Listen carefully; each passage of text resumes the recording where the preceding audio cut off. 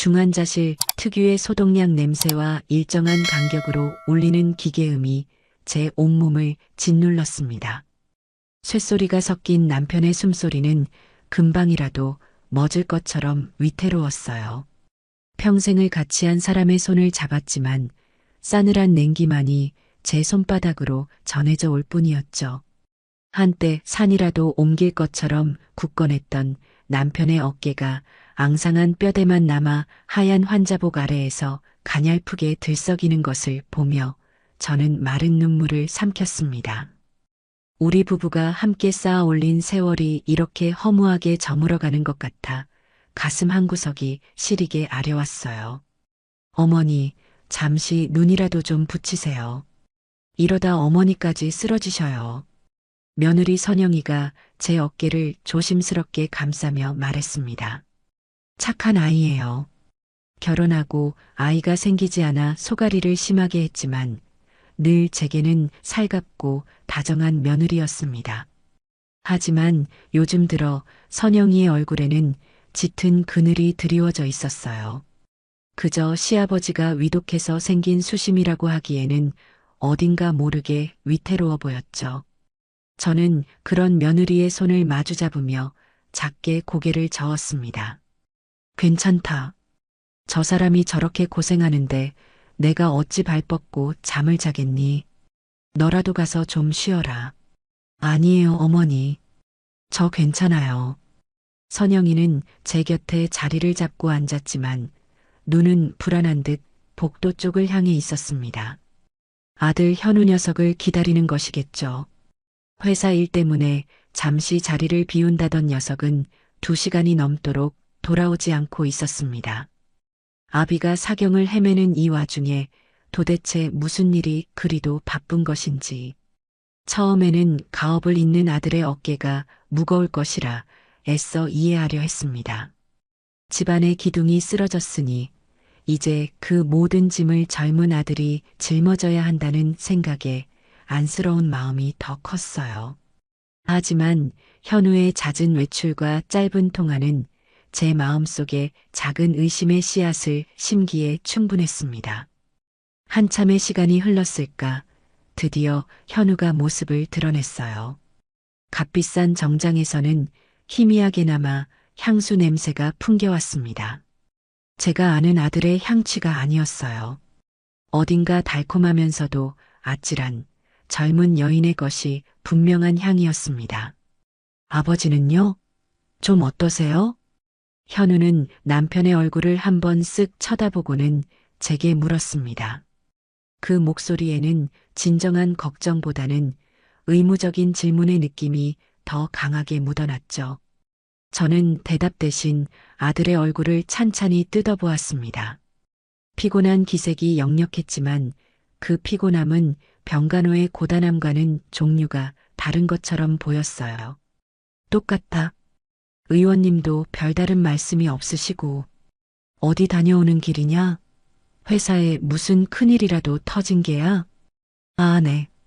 뭐 좀 처리할 게 있어서요. 신경 쓰실 일 아니에요, 어머니. 녀석은 제 눈을 피하며 황급히 말을 돌렸습니다. 그리고는 주머니에서 휴대폰을 꺼내 무언가를 확인하기 시작했어요. 그 순간 제 눈에 들어온 것이 있었습니다. 현우의 와이셔츠 깃에 희미하게 묻어있는 붉은 자국. 처음에는 무엇인지 몰랐지만 자세히 보니 여자의 입술 자국과 비슷했습니다.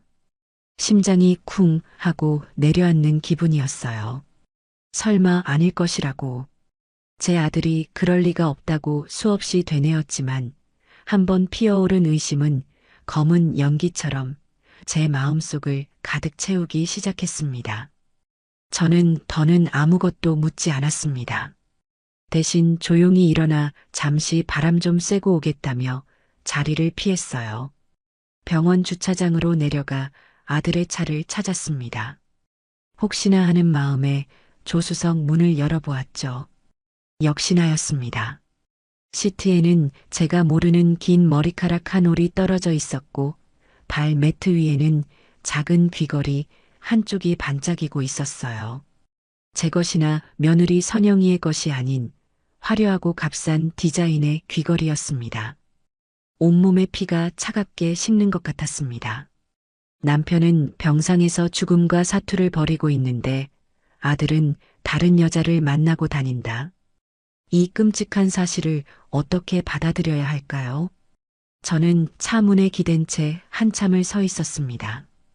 분노와 배신감에 눈물이 쏟아질 것 같았지만 이를 악물고 참아냈어요. 지금은 울 때가 아니었습니다.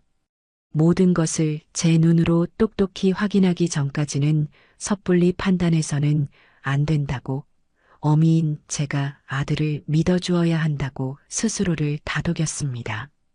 그날 이후 저는 현우의 행동을 유심히 살피기 시작했습니다. 녀석은 여전히 바쁘다는 핑계로 병원을 자주 비웠고 통화를 할 때면 늘 복도 구석으로 가 소리를 낮춰 이야기했어요. 그럴 때마다 며느리 선영이의 얼굴은 하얗게 질려갔죠. 아, 선영이도 무언가 알고 있구나. 하지만 차마 제게 말을 꺼내지 못하는 것이구나. 저는 짐작할 수 있었습니다. 어쩌면 저 약한 아이는 아들의 협박에 못 이겨 혼자서 모든 고통을 감내하고 있었을지도 모를 일입니다. 며칠이 지난 어느 날 오후 마침 현우가 또다시 급한 회의가 있다며 병원을 나섰습니다. 저는 선영이에게 잠시 남편을 부탁하고는 조용히 아들의 뒤를 쫓았어요. 택시를 타고 현우의 차를 따라가며 제발 제 의심이 틀렸기를, 아들이 정말 회사로 향하는 것이기를 간절히 기도했습니다. 하지만 제 바람은 무참히 짓밟혔습니다. 현우의 차가 멈춘 곳은 회사가 아닌 강남의 한 고급 오피스텔 앞이었어요. 잠시 후 오피스텔 입구에서 젊고 화려한 차림의 여자가 나타나 현우의 차에 올라탔습니다. 멀리서 보아도 한눈에 들어오는 인형 같은 얼굴과 몸매. 제 아들이 저런 여자에게 빠져 가정을, 그리고 죽어가는 아비를 외면하고 있었던 겁니다. 두 사람이 탄 차는 근처의 고급 레스토랑으로 향했습니다. 저는 택시기사에게 근처에 차를 세워달라고 부탁하고 레스토랑 안이 보이는 길 건너편에 자리를 잡았습니다. 창가에 앉은 두 사람은 세상에서 가장 행복한 연인처럼 보였어요. 현우는 여자의 머리를 쓰다듬고 여자는 까르르 웃으며 현우에게 음식을 먹여주었습니다. 그 다정한 모습을 보는 순간 제 안에 무언가가 와르르 무너져 내렸습니다. 그때였습니다. 주머니 속 휴대폰이 요란하게 울리기 시작했어요. 제 오랜 친구였습니다. 정희야, 나다. 지금 통화 괜찮니? 응, 괜찮아. 웬일이야, 이 시간에. 제 목소리가 심하게 떨리고 있다는 것을 느꼈습니다. 친구는 그런 제 상태를 눈치채지 못한 듯 조심스럽게 말을 이어갔어요. 저기, 내가 지금 너한테 할 말이 있는데 이걸 말해야 하나 말아야 하나 한참을 고민했어. 그래도 너는 알아야 할 것 같아서. 무슨 일인데 그래? 괜찮으니 어서 말해봐. 친구는 한참을 망설이다가 며칠 전 백화점 명품관에서 현우를 보았다고 했습니다. 젊은 여자와 팔짱을 꼭 끼고 가방을 고르고 있더라는 것이었죠.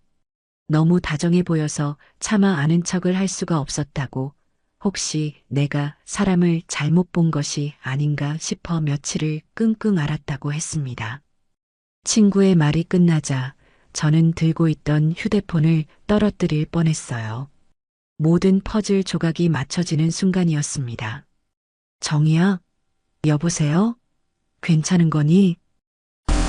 알려줘서 고맙다. 나중에 다시 통화하자. 저는 겨우 힘을 내어 대답하고는 전화를 끊었습니다. 그리고 다시 레스토랑 안을 바라보았어요. 현우는 마침 주문한 명품 가방이라도 되는 듯 여자에게 예쁜 상자를 건네고 있었습니다. 상자를 받아든 여자는 기쁨에 겨워 현우의 뺨에 입을 맞추었죠. 그 모습을 보고 있자니 헛웃음이 터져 나왔습니다. 남편의 병원비와 회사 운영 자금 때문에 제 소유의 작은 건물까지 처분해야 하나 고민하고 있던 이 시점에 제 아들은 아버지의 목숨값이나 다름없는 돈으로 다른 여자의 환심을 사고 있었던 겁니다. 더는 보고 있을 수가 없었습니다. 저는 천천히 몸을 돌려 병원으로 향하는 택시를 다시 잡아탔어요. 차창 밖으로 빠르게 스쳐 지나가는 도시의 풍경이 마치 다른 세상의 이야기처럼 느껴졌습니다. 병실에 도착하니 선영이가 수척해진 얼굴로 저를 맞았습니다. 제가 아무 말 없이 남편의 침대 곁으로 가자 선영이가 조심스럽게 물었어요. 어머니, 안색이 안 좋으세요. 어디 편찮으신 거예요? 저는 그런 며느리의 얼굴을 가만히 바라보았습니다. 너는 어디까지 알고 있느냐? 얼마나 오랫동안 혼자서 이 모든 고통을 참고 있었느냐? 묻고 싶은 말이 너무나도 많았지만 지금은 때가 아니었습니다. 저는 그저 선영이의 손을 한번 꾹 잡아주고는 남편의 곁에 앉아 앙상한 손을 다시 잡았습니다. 배신감에 떨리던 제 마음이 남편의 차가운 손을 잡자 거짓말처럼 차분하게 가라앉았어요. 이 사람, 평생을 가족을 위해 헌신한 이 사람을 위해서라도 저는 무너질 수 없었습니다. 제 아들이 저지른 이 끔찍한 잘못을 제가 어미로서 바로잡아야만 했습니다. 제 손으로 직접 이 지옥 같은 상황을 끝내야 한다고 조용히 그리고 차갑게 결심을 굳혔습니다. 친구와의 통화가 끝나고 병원으로 돌아오는 내내 제 머릿속은 차가운 분노로 들끓었습니다. 레스토랑 창가에서 웃고 떠들던 아들의 얼굴과 그 옆에 앉아있던 여자의 얼굴이 번갈아 떠올랐어요. 그 순간의 모든 것이 슬로 모션처럼 재생되는 듯 했습니다. 여자의 머리를 쓰다듬던 아들의 손길, 명품 가방을 받고 기뻐하며 입 맞추던 여자의 몸짓까지. 저는 택시 좌석에 몸을 깊게 묻은 채 두 주먹을 꽉 쥐었습니다. 손톱이 손바닥을 파고드는 아픔이 느껴졌지만 심장이 타들어가는 고통에 비하면 아무것도 아니었죠. 병실에 들어서자 선영이가 걱정스러운 얼굴로 다가왔지만 저는 애써 태연한 표정을 지으며 괜찮다고 말했습니다. 그리고 그날 밤 저는 남편의 오랜 지인이자 보안업체를 운영하는 지인에게 전화를 걸었습니다. 최 사장, 오랜만일세. 나 김정희일세. 형수님, 이게 얼마만입니까? 그런데 이 밤중에 어쩐 일이세요? 혹시 형님 일 때문에 그러십니까? 그것도 그렇지만 자네에게 개인적으로 부탁할 일이 있어서 그랬네. 저는 망설이지 않았습니다. 제 입으로 아들의 뒷조사를 부탁한다는 말이 쉽게 나오지는 않았지만 이 망설임이 더 큰 비극을 불러올 수 있다는 것을 직감했기 때문이에요. 저는 최 사장에게 자초지종을 설명하고 현우와 그 여자의 모든 것을 알아봐 달라고 부탁했습니다. 돈은 얼마가 들어도 좋으니 최대한 빠르고 정확하게. 제 목소리가 얼마나 단호했던지 최 사장은 군말 없이 알겠다고 대답해 주었습니다. 형수님, 아무 걱정 마십시오. 내일 바로 사람 붙이겠습니다. 그 말을 듣고서야 저는 겨우 전화를 끊을 수 있었습니다. 그날 밤 저는 한숨도 자지 못했습니다. 남편의 희미한 숨소리를 들으며 제 아들이 어쩌다 저 지경에 이르렀는지 제가 무엇을 잘못 키운 것인지 밤새도록 자책하고 또 자책했어요. 하지만 후회만 하고 있을 수는 없었습니다. 이제부터는 제가 정신을 똑바로 차려야 했습니다. 이 모든 것을 알면서도 묵인한다면 그것은 어미로서의 직무유기이자 평생을 성실하게 살아온 제 남편에 대한 배신이었으니까요. 이틀 뒤 최 사장에게서 연락이 왔습니다. 결과는 제가 예상했던 것보다 훨씬 더 참담하고 추악했어요. 최 사장이 건넨 서류 봉투에는 현우와 그 여자가 호텔 주차장에서 진하게 입을 맞추는 사진부터 해외 리조트 수영장에서 다정하게 몸을 기댄 채 찍은 사진까지 수십 장이 들어 있었습니다. 여자의 신상도 금방 파악되었죠. 27살의 소셜미디어 인플루언서. 명품과 해외여행, 고급 레스토랑 사진을 올리며 소위 성공한 여성의 삶을 과시하고 있었지만 실장은 현우 같은 남자들에게 기생하여 살아가는 속 빈 강정 같은 여자였습니다. 더 기가 막힌 것은 현우가 그 여자의 환심을 사기 위해 회사 자금에까지 손을 댔다는 사실이었어요. 최 사장이 건넨 자료에는 현우가 법인카드로 결제한 명품 구매 내역과 호텔 숙박비 영수증, 그리고 출처가 불분명한 거액의 현금 인출 내역까지 상세하게 정리되어 있었습니다. 형수님, 이현우 사장이 지난 반년 동안 회사 돈으로 저 여자에게 쓴 돈이 자그마치 3억이 넘습니다. 해외 출장 간다고 하고는 저 여자와 밀월 여행을 다녀온 것도 여러 차례고요. 저는 서류를 쥔 채 손을 부들부들 떨었습니다. 남편이 평생을 피땀 흘려 일군 회사의 돈이 아들의 노름 미천으로 저렇게 허무하게 사라지고 있었던 겁니다. 저는 최 사장에게 고맙다는 인사를 하고 봉투를 가방 깊숙이 넣었습니다. 증거는 충분했어요. 이제 아들에게 마지막 기회를 줄 차례였습니다. 저는 일부러 선영이를 집으로 보내 쉬게 하고 현우에게 전화를 걸어 지금 당장 병원으로 오라고 했습니다. 제 목소리가 평소와 다르다는 것을 느꼈는지 현우는 군말 없이 30분 만에 병실로 달려왔어요. 어머니, 무슨 일이세요? 아버지 상태가 갑자기 안 좋아지신 거예요? 저는 대답 대신 녀석을 병원 옥상으로 데리고 올라갔습니다. 차가운 밤바람이 제 뺨을 스쳤지만 오히려 정신이 맑아지는 기분이었어요. 저는 잠시 도시의 야경을 바라보다가 천천히 입을 열었습니다. 현우야, 너에게 아비는 어떤 사람이냐? 그리고 이 어미는, 네 아내 선영이는 또 어떤 존재인 게야? 어머니, 갑자기 무슨 말씀이세요? 묻는 말에나 대답해. 지금 네 눈에 우리 가족이 보이기는 하는 거니? 제 차가운 음성에 현우는 당황한 기색이 역력했습니다. 하지만 녀석은 여전히 제 눈을 피하며 변명하기에 급급했죠.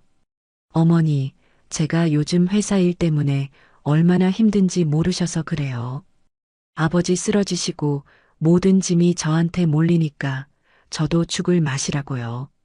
그 말을 듣는 순간 저는 더 이상 참을 수가 없었습니다. 그래서 그 힘든 짐을 덜기 위해 다른 여자 품에 안겨서 위로라도 받았다는 게냐? 제 고함에 현우의 얼굴이 하얗게 굳었습니다. 어머니, 그게 무슨... 말을 더듬는 녀석을 향해 저는 가방에서 사진 몇 장을 꺼내 던졌습니다. 바닥으로 흩어지는 사진들을 본 현우의 눈이 경악으로 물들었어요. 이래도 발뺌할 셈이야? 네 아비가 병상에서 죽어가고 있는데 그 돈으로 젊은 여자의 명품 가방이나 사주고 호텔을 드나드는 게 네가 말하는 가장의 무게라는 것이냐? 어머니, 이건 오해세요. 저 여자는 사업상 만나는 파트너일 뿐이라고요. 뻔뻔한 변명에 실소마저 터져나왔습니다. 저는 현우에게 한 걸음 더 다가가 싸늘하게 말했어요. 좋다. 마지막 기회를 주마. 지금 당장 그 여자애 정리하고 네 가정으로 돌아와. 그리고 아버지 돌아가시는 날까지 여기서 속죄하는 마음으로 간호해. 그렇게만 한다면 어미인 내가 오늘 본 것은 전부 묵어주겠다. 제 말에 현우는 잠시 흔들리는 듯 보였습니다. 하지만 그것도 잠시, 녀석은 이내 고개를 들고 제게 말했죠. 어머니, 시간을 좀 주세요. 제가 다 알아서 정리할게요. 회사에 정말 중요한 계약이 걸려 있어서 제가 이렇게 발이 묶여 있으면 다 망가진다고요. 그 순간 제 휴대폰이 짧게 울렸습니다. 최 사장이 보낸 문자 메시지였어요. 거기에는 현우와 그 내연녀의 이름으로 예약된 동남아행 비행기 티켓 사진이 첨부되어 있었습니다. 출발은 바로 오늘 밤 11시. 모든 희망과 기대가 산산조각 나는 순간이었습니다. 저는 더 이상 아무 말도 하지 않았습니다. 이 아들은 이미 제 아들이 아니었습니다. 아비의 목숨보다 자신의 쾌락과 욕망이 더 중요한 짐승일 뿐이었죠. 그래, 네가 알아서 하려무나. 다만 오늘 네가 한 선택을 평생 후회하게 될 것이라는 것만 알아둬라. 저는 차갑게 말하고 옥상을 내려왔습니다. 병실로 돌아오니 남편의 상태가 급격히 나빠져 있었어요. 의사와 간호사들이 분주하게 움직이고 있었고 모니터의 수치는 위태롭게 오르내리고 있었습니다. 의사가 저를 조용히 불러 마음의 준비를 하라고 말했습니다. 저는 고개를 끄덕이고 남편의 침대 곁으로 다가갔어요. 그리고는 거친 숨을 몰아쉬는 남편의 손을 꼭 잡았습니다. 제 눈에서는 눈물 한 방울 나오지 않았어요. 대신 저는 남편의 귓가에 조용히 속삭였습니다. 여보, 이제 고생 그만하고 편히 가세요. 남은 일은 제가 다 알아서 할게요. 당신 이름에 먹칠한 놈, 제가 반드시 바로잡아 놓을게요. 아무 걱정 말고 먼저 가서 편히 쉬고 계세요. 제 말이 들렸던 걸까요? 남편은 제 손을 미약하게 한번 쥐고는 이내 길고 평온한 숨을 내쉬며 조용히 눈을 감았습니다. 평생의 동반자를 떠나보내는 그 순간 제 마음속에는 슬픔보다 더 큰 어떤 결심이 자리 잡고 있었습니다. 복수라고 하기에는 너무나도 성스러운 정의 구현이라는 이름의 차가운 결심이었습니다.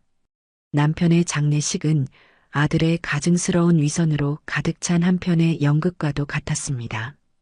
현우는 상주랍시고 영정사진 앞에서 목 놓아 울부짖으며 조문객들의 등을 두드리게 했습니다. 아비의 임종조차 지키지 못한 녀석이 슬픔에 겨워 몸도 제대로 가누지 못하는 연기를 하는 것을 보고 있자니 속에서 천불이 끓어올랐어요. 하지만 저는 묵묵히 제 자리를 지켰습니다. 슬픔에 잠긴 미망인의 역할을 충실히 해내면서 차가운 눈으로 아들의 모든 위선을 하나하나 가슴에 새겼습니다. 선영이는 아무것도 모른 채 그저 남편의 행동이 뒤늦은 회한과 죄책감 때문일 것이라 믿는 듯 슬픈 눈으로 현우의 등을 쓸어주고 있었죠. 저 가여운 아이를 위해서라도 저는 이 연극을 서둘러 끝내야만 했습니다. 장례 절차를 모두 마치고 며칠이 흐른 뒤 저는 선영이를 집으로 불렀습니다. 오랜만에 돌아온 집은 남편의 온기가 사라져 낯설고 휑하게 느껴졌어요.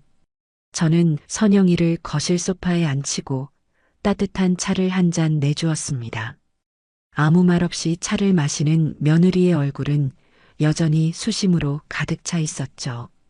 저는 잠시 망설이다가 최 사장에게서 받은 서류 봉투를 테이블 위에 올려놓았습니다. 선영아, 이걸 한번 보렴. 선영이는 의아한 표정으로 봉투를 열었습니다.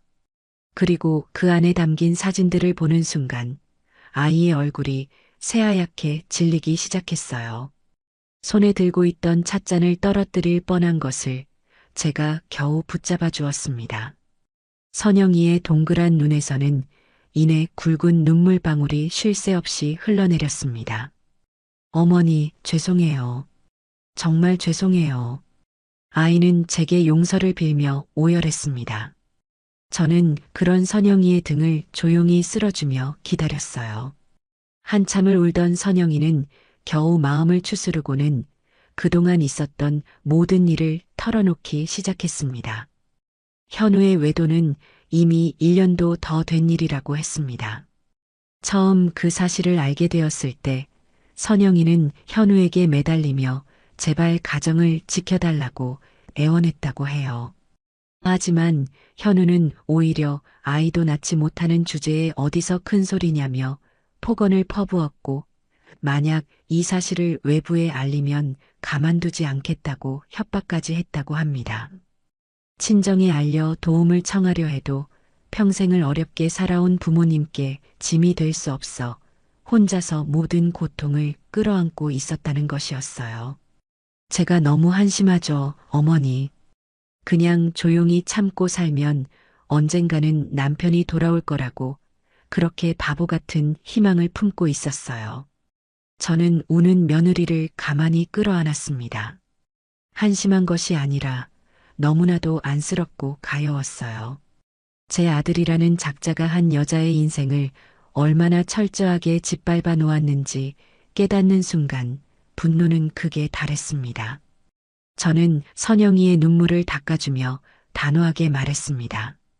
선영아, 이제부터는 내 말만 듣거라. 너는 더 이상 그놈의 아내가 아니라 내 딸이다. 내가 너를 지켜줄 것이야. 그러니 너는 아무 걱정 말고 이혼할 준비만 하렴. 어머니 하지만 제가 어떻게 해. 못할 것 없다.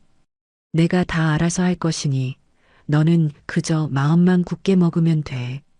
알겠니? 제 단호한 말에 선영이는 잠시 놀란 듯 저를 바라보더니 이내 결심이 선 듯 굳게 고개를 끄덕였습니다. 그제야 제 마음도 조금은 놓이는 것 같았어요. 다음 날 저는 남편의 유산을 정리하기 위해 수소문 끝에 젊고 유능하다는 변호사를 찾아갔습니다. 그의 이름은 박민준. 서초동의 낡은 건물에 자리한 그의 사무실은 작고 소박했지만 단정하게 정돈된 모습에서 그의 성품을 엿볼 수 있었죠. 그는 고아 출신이라는 어려운 환경 속에서도 악착같이 공부해 사법고시에 합격한 입지전적인 인물이었습니다. 그래서인지 그는 저처럼 힘없고 억울한 사람들의 사연에 더 깊이 공감하는 듯 보였어요. 어머님, 그동안 마음고생이 정말 심하셨겠습니다. 제 이야기를 모두 들은 박 변호사는 마치 자기 일처럼 분노하며 저를 위로했습니다. 그의 진심 어린 눈빛에서 저는 깊은 신뢰를 느낄 수 있었어요. 저는 그에게 제가 가진 모든 증거를 보여주며 아들 현우를 상대로 한 완벽한 법적 대응을 준비해달라고 요청했습니다. 우선 남편의 유산과 회사 지분을 모두 제 앞으로 돌려 현우의 돈주를 완벽하게 차단하고 동시에 선영이의 이혼 소송을 준비해서 최대한의 위자료와 재산 분할을 받아낼 수 있도록 해달라고요. 걱정 마십시오, 어머님. 제가 가진 모든 능력을 동원해서 어머님과 며느님의 억울함을 풀어드리겠습니다. 이현우 씨가 저지른 행동은 명백한 유책 사유에 해당하며 회사 자금 횡령은 형사처벌까지 가능한 중범죄입니다. 박 변호사의 확신에 찬 말을 들으니 어지러웠던 머릿속이 명쾌하게 정리되는 기분이었습니다. 그는 즉시 필요한 서류들을 준비하고 법적인 절차들을 하나하나 알기 쉽게 설명해 주었어요. 그의 도움으로 저는 남편 명의의 모든 재산을 합법적으로 이전받는 절차에 착수했습니다. 또한 현우가 더 이상 회사 자금에 손을 댈 수 없도록 긴급 이사회를 소집하여 제 아들을 대표이사 직에서 해임하고 제가 그 자리를 대신하기로 결정했습니다. 이 모든 과정은 박 변호사의 치밀한 조언 아래 일사천리로 진행되었어요. 며칠 후 저는 박 변호사와 함께 선영이를 다시 만났습니다. 박 변호사는 선영이에게 이혼 소송 절차와 앞으로 우리가 확보해야 할 증거들에 대해 차분하게 설명해 주었습니다. 처음에는 변호사라는 존재 자체를 어려워하던 선영이도 자신을 진심으로 위하는 박 변호사의 따뜻한 태도에 조금씩 마음을 여는 듯 보였어요. 김선영 씨, 더 이상 혼자서 아파하지 마세요. 이제 저희가 함께 싸워드릴 겁니다. 선영 씨는 그냥 잃어버렸던 자신의 인생을 되찾을 준비만 하시면 됩니다. 박 변호사의 격려에 선영이의 눈시울이 다시 붉어졌습니다. 하지만 그 눈물은 이전의 절망과 슬픔의 눈물이 아닌 새로운 희망과 용기의 눈물처럼 보였습니다. 저는 두 사람의 모습을 흐뭇하게 바라보며 반격의 칼날이 잘 벼려지고 있음을 직감했습니다. 이제 아들이 동남아의 낙원에서 흥청망청 돌아오기만 하면 이 모든 것을 끝낼 수 있을 겁니다. 남편의 장례식장에서 보았던 아들의 위선적인 눈물을 이번에는 진짜 피눈물로 바꿔줄 차례였으니까요. 일주일간의 달콤한 여행을 마치고 돌아온 현우는 제게 전화를 걸어왔습니다. 목소리에는 일말의 죄책감도 없이 오직 짜증과 불만만이 가득 차 있었죠. 어머니, 회사 법인카드가 정지되었던데 무슨 일이에요? 그리고 제 대표이사 직인을 왜 마음대로 가져가세요? 뻔뻔함이 하늘을 찌르는 그 목소리에 저는 차분하게 대답했습니다. 할 말 있으니 집으로 들어오너라. 1시간쯤 지났을까 현우가 잔뜩 인상을 쓴 채 집으로 들어섰습니다. 거실 소파에 앉아있는 저를 보더니 다짜고짜 따지기 시작했어요. 어머니, 지금 이게 다 뭐예요? 아버지가 돌아가신 지 얼마나 되었다고 벌써부터 유산 문제로 이러시는 겁니까? 제가 장남이고 이 집안의 기둥인데 저를 이렇게 무시하시면 어떡해요? 저는 말없이 차를 한 모금 마시고는 현우를 똑바로 쳐다보았습니다. 네가 이 집안의 기둥이라고? 기둥은 진작에 썩어 문드러졌는데 내가 모르고 있었구나. 네 아비가 평생을 바쳐 세운 기둥을 좀먹은 게 바로 너라는 벌레인 줄도 모르고 말이다. 제 싸늘한 말투에 현우는 순간 말을 잃었습니다. 저는 테이블 위에 미리 준비해둔 서류들을 하나씩 펼쳐놓기 시작했어요. 현우와 내 연녀의 사진, 호텔 영수증, 명품 구매 내역, 그리고 회사 자금 횡령 내역이 담긴 회계 장부까지. 이게 다 뭔지 네 눈으로 직접 똑똑히 보거라. 네가 그동안 무슨 짓을 하고 다녔는지. 서류들을 확인한 현우의 얼굴은 하얗게 질리다 못해 파랗게 변해갔습니다. 동공은 걷잡을 수 없이 흔들렸고 입술은 바싹 말라붙어 있었죠. 어머니, 이건 다 조작된 거예요. 누가 어머니한테 이런 걸로 이간질을 하는 거예요. 조작? 그럼 네가 저 여자애랑 동남아에 가서 뒹굴다 온 것도 조작이라는 게냐? 네 아비가 숨을 거두던 그 시간에 네가 다른 여자와 놀아난 것도 거짓이라는 게냐? 제 호통의 현우는 결국 소파에 주저앉고 말았습니다. 모든 것을 알고 있다는 제 기세에 눌려 더 이상 변명할 엄두조차 내지 못하는 듯 보였어요.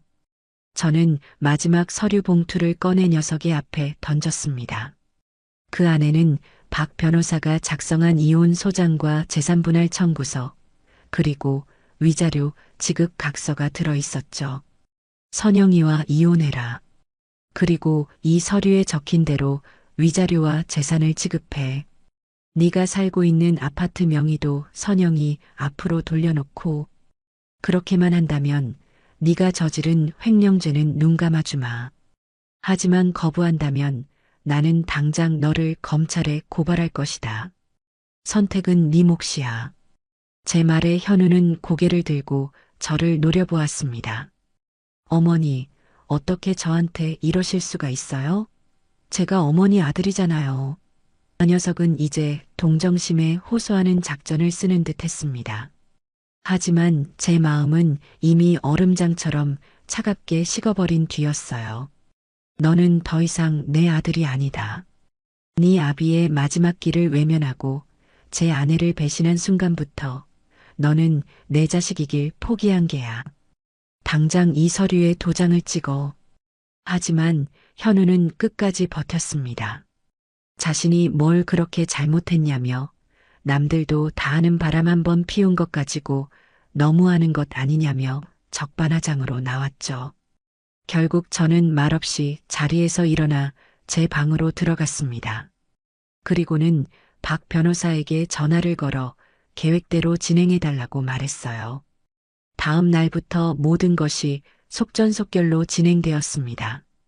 박 변호사는 즉시 현우를 업무상 횡령 혐의로 검찰에 고발했고 모든 언론사에 이 사실을 알렸습니다. 유명 중소기업 오너 2세, 아버지 병상에 있을 때 회사 돈 빼돌려 내연녀와 해외여행이라는 자극적인 제목의 기사들이 인터넷을 도배하기 시작했어요. 현우의 이름과 그 내연녀의 얼굴, 심지어 그녀가 운영하던 소셜미디어 계정까지 공개되었습니다. 상황이 이렇게 되자 가장 먼저 등을 돌린 것은 내연녀였습니다. 현우의 돈줄이 막히고 사회적으로 매장당할 위기에 처하자 그녀는 모든 잘못을 현우에게 떠넘기기 시작했어요.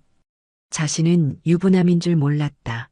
현우가 끈질기게 접근해서 어쩔 수 없이 만났다며 거짓 인터뷰를 하고 자신에게 유리한 증거라며 현우와 나눈 메시지들을 공개하기까지 했습니다.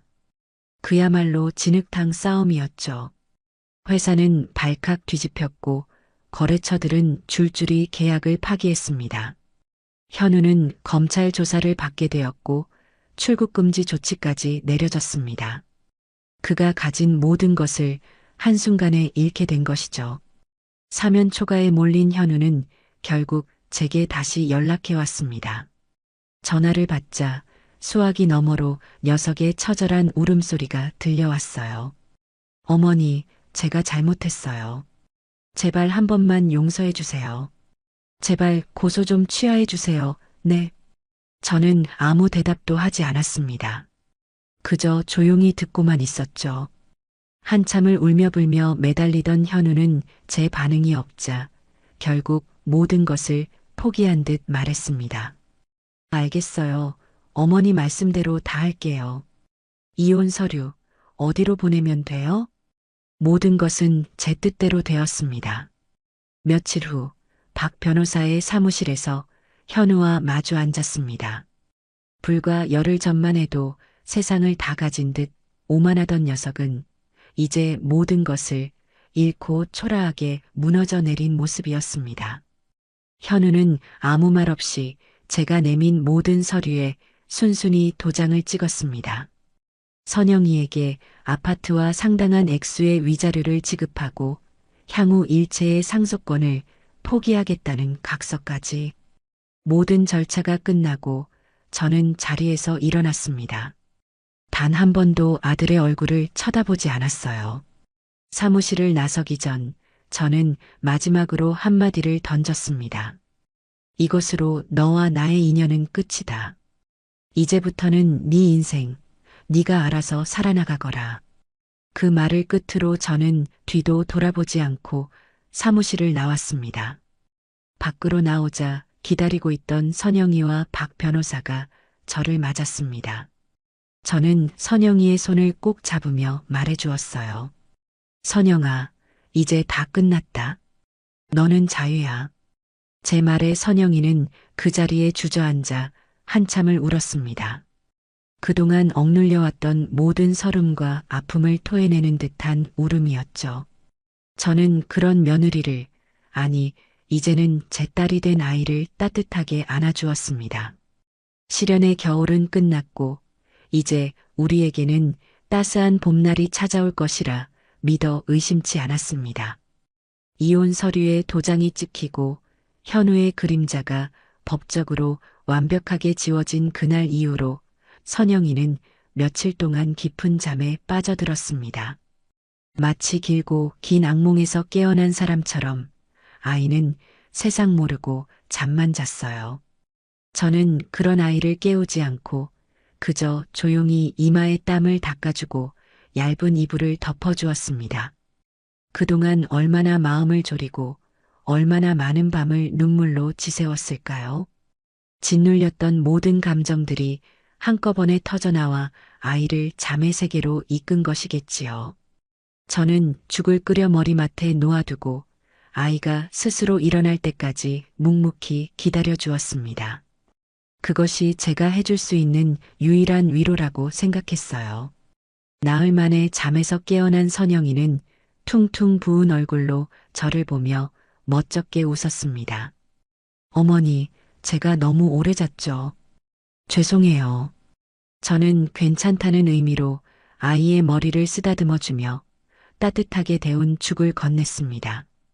선영이는 말없이 죽을 받아먹기 시작했어요.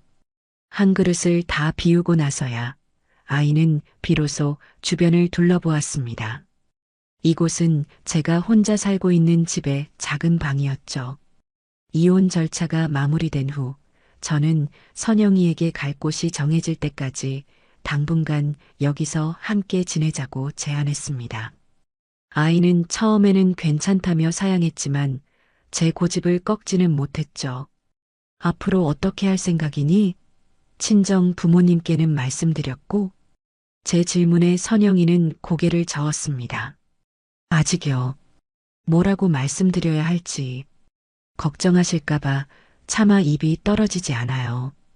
그리고 앞으로 뭘 해야 할지도 솔직히 잘 모르겠어요. 어머니. 아이의 목소리에는 깊은 무력감과 막막함이 묻어났습니다. 결혼 생활 내내 현우와 시댁의 눈치를 보며 자신의 삶을 잃어버린 채 살아왔으니 갑자기 주어진 자유가 오히려 두렵고 낯설게 느껴지는 것이 당연했습니다. 저는 아이를 다그치지 않았어요. 조급하게 생각할 것 없다. 세상 모든 일에는 순서가 있는 법이야. 지금 너에게 필요한 건 앞으로 뭘 할지 계획하는 게 아니라 그동안 고생한 너 자신을 다독여주는 시간이란다. 그러니 아무 생각 말고 여기서 편히 쉬면서 몸부터 추스르렴. 그날부터 저와 선영이의 조용한 동거가 시작되었습니다. 저는 아이에게 어떤 것도 강요하지 않았습니다. 그저 묵묵히 곁을 지켜주었죠. 아침이면 함께 산책을 하고 점심에는 맛있는 음식을 만들어 먹었습니다. 저녁에는 거실에 마주 앉아 텔레비전을 보거나 제가 젊었을 적 이야기를 들려주기도 했어요. 현우에 대한 이야기는 단 한마디도 꺼내지 않았습니다. 마치 처음부터 그런 사람은 세상에 없었다는 듯이 선영이도 더 이상 과거의 일로 눈물 짓지 않았습니다. 아이는 제 옆에서 조금씩 안정을 되찾아갔고 어두웠던 얼굴에도 서서히 옅은 미소가 번지기 시작했어요. 그러던 어느 날 오후 현우와 살던 아파트에 남아있는 선영이의 짐을 정리하러 함께 가게 되었습니다. 이제는 법적으로 완벽한 선영이의 집이 된 곳이었지만 아이는 그곳에 들어서는 것을 무척이나 망설였죠. 현관문을 열자 차갑고 퀴퀴한 공기가 우리를 맞았습니다. 현우가 떠난 후 한 번도 사람의 손길이 닿지 않은 듯 집안은 온통 먼지로 뒤덮여 있었습니다. 우리는 말없이 짐을 정리하기 시작했어요. 선영이가 결혼할 때 해왔던 옷가지와 그릇, 책들을 상자에 담았습니다. 그때 창고 구석에서 먼지를 뒤집어 쓴 낡은 상자 하나를 발견했습니다. 이게 뭐니? 아, 이건. 선영이가 상자를 열자 그 안에는 낡은 제빵 도구들과 손때 묻은 레시피북들이 가득 들어 있었습니다. 결혼 전 작은 케이크 가게를 여는 것이 꿈이었던 아이가 쓰던 물건들이었죠. 선영이는 낡은 레시피북을 펼쳐들고는 한참 동안 말없이 페이지를 넘겼습니다. 삐뚤빼뚤한 글씨로 적어 내려간 레시피들과 그 옆에 그려진 어설픈 케이크 그림들을 보는 아이의 눈빛이 미세하게 흔들리고 있었어요. 그 눈빛 속에서 저는 희미한 그리움과 아쉬움, 그리고 아직 꺼지지 않은 작은 불씨를 보았습니다. 너 이거 배울 때 참 즐거워 보였는데 밤늦게까지 오븐 앞에서 떠날 줄을 모르고 제 말에 선영이는 희미하게 웃으며 대답했습니다. 그랬었죠. 그때는 정말 시간 가는 줄도 몰랐어요. 이걸로 사람들을 행복하게 해주는 게 제 꿈이었는데 다 잊고 살았네요. 아이의 목소리 끝이 살짝 떨리는 것을 저는 놓치지 않았습니다. 집으로 돌아오는 차 안에서 저는 선영이에게 넌지시 물었습니다. 선영아, 다시 시작해보는 건 어떻겠니? 아직 늦지 않았어. 네가 정말 하고 싶은 일이라면 이제는 남 눈치 보지 말고 한번 해보는 거야. 제가 잘할 수 있을까요? 너무 오래 손을 놓아서 다 잊어버렸을 텐데. 해보지도 않고 어떻게 알아? 넘어지면 다시 일어서면 되고 잘 안 되면 다시 배우면 되지. 이 어미가 옆에서 도와줄 테니 걱정 말고 용기를 내보렴. 다음 날 저는 백화점으로 나가 최신형 오븐과 최고급 제빵 도구들을 한 세트 구입했습니다. 그리고는 집으로 배달된 물건들을 선영이 앞에 내밀었죠. 네 새로운 시작을 응원하는 내 선물이다. 선영이는 커다란 오븐을 보며 한참을 망설이는 듯 하더니 이내 제 손을 꼭 잡으며 말했습니다. 어머니, 정말 감사해요. 한번 해볼게요. 그날부터 저희 집 주방은 선영이의 작업실이 되었습니다. 처음에는 모든 것이 서툴렀어요. 계량을 잘못해서 반죽을 망치기 일쑤였고 온도 조절에 실패해서 빵을 태우기도 했습니다. 하지만 아이는 포기하지 않았습니다. 매일 밤늦게까지 인터넷으로 레시피를 찾아보고 제빵 관련 서적들을 독파하며 열정을 불태웠죠. 그리고 얼마 지나지 않아 저희 집은 매일 고소하고 달콤한 빵 냄새로 가득 차기 시작했습니다. 처음으로 제법 그럴듯한 모양의 식빵이 오븐에서 나왔을 때 우리는 마치 어린아이처럼 손뼉을 치며 기뻐했습니다. 그 무렵 박민준 변호사가 저희 집을 종종 찾아오기 시작했습니다. 이혼 절차가 마무리된 후에도 재산 관련 서류 정리가 남았다거나 세금 문제를 확인해야 한다는 그럴듯한 핑계를 대면서요. 저는 그의 속내를 모르는 바 아니었지만 모른 척 반갑게 그를 맞이했습니다. 박 변호사는 올 때마다 선영이가 만든 어설픈 빵과 쿠키들을 세상에서 가장 맛있는 음식인 양 칭찬하며 먹어주었어요. 와, 김선영 씨. 이건 정말 파는 것보다 더 맛있는데요? 혹시 제빵사로 전업하실 생각은 없으세요? 박 변호사의 너스레에 선영이는 얼굴을 붉히며 손사래를 쳤습니다. 아니에요, 변호사님. 아직 한참 멀었어요. 그냥 취미로 하는 건데요, 뭘. 취미로 하시기에는 실력이 너무 아까운데요. 나중에 가게 여시면 제가 1호 손님으로 매일 출근 도장 찍겠습니다. 두 사람이 식탁에 마주 앉아 빵을 먹으며 두런두런 이야기를 나누는 모습을 보고 있자니 제 입가에도 저절로 미소가 번졌습니다. 현우와 함께 있을 때 늘 그늘져 있던 선영이의 얼굴이 박 변호사 앞에서는 편안하고 밝아 보였어요. 박 변호사 역시 마찬가지였습니다. 딱딱한 법률 용어를 말할 때와는 전혀 다른 부드럽고 다정한 눈빛으로 선영이를 바라보고 있었죠. 예의 바르고 반듯하면서도 사람을 편안하게 해주는 매력이 있는 청년이었어요. 어느 주말에는 제가 일부러 밀가루와 설탕 포대를 대량으로 주문했습니다. 그리고는 박 변호사에게 전화를 걸어 허리가 아파서 도저히 옮길 수가 없으니 잠시 와서 도와줄 수 있겠냐고 부탁했죠. 박 변호사는 한달음에 달려왔습니다.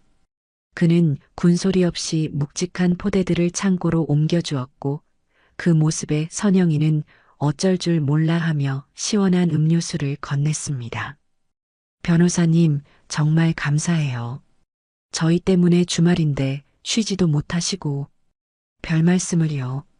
어머님과 선영 씨를 위해서라면 이 정도는 아무것도 아닙니다. 땀을 닦으며 환하게 웃는 박 변호사의 얼굴에서 저는 진심을 읽을 수 있었습니다. 그는 선영이에게 어떤 흑심을 품고 접근하는 것이 아니었어요. 그저 순수하게 아이를 위하고 돕고 싶어 하는 마음이 전부였죠. 두 사람은 창고 정리를 마친 후 나란히 툇마루에 앉아 음료수를 마셨습니다. 석양을 배경으로 조용히 이야기를 나누는 두 사람의 모습이 마치 한 폭의 그림처럼 다정하고 평화로워 보였습니다.